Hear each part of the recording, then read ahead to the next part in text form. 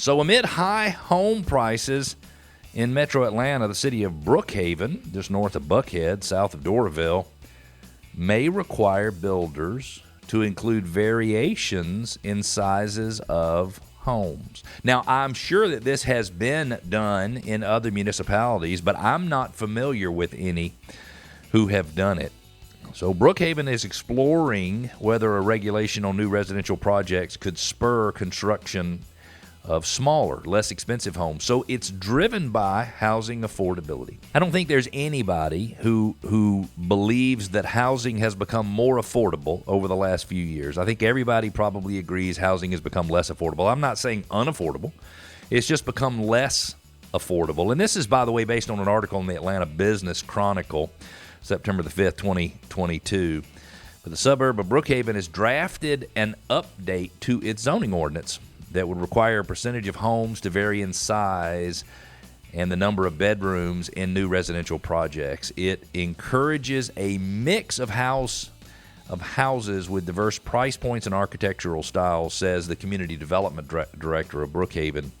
The language recommended a minimum of 20, the language that the Planning Commission and the City Council are considering recommended a minimum of 25% of total units in a project vary in size from the rest of the units by at least 500 square feet. I would assume that 25% winds up being 500 square feet smaller, although it could be 25% or 500 square feet larger, and that wouldn't do any good.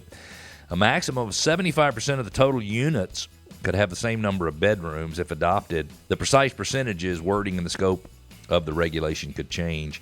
The intention, according to the city of Brookhaven, is to diversify the housing stock and make sure townhome developments don't all look exactly the same. Townhomes at one point in time were all the same size, so if we could create some diversity in those developments, maybe we could try to shift some of the price points. It's all about housing affordability. In the city of Brookhaven, you also have a little bit of an issue with the minimum lot size. In most North Metro communities, you have fairly substantial lot sizes, meaning like quarter of an acre.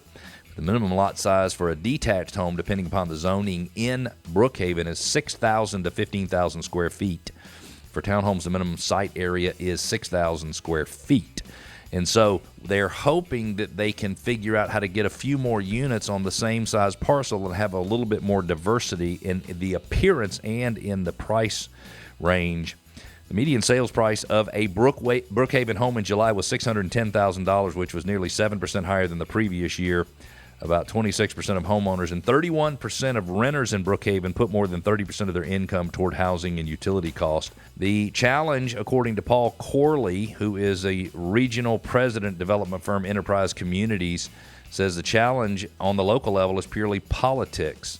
We do not have politicians recognizing that our city is going to grow no matter what. The truth is that most cities, even if they don't want growth, they're going to get it because it's just what happens.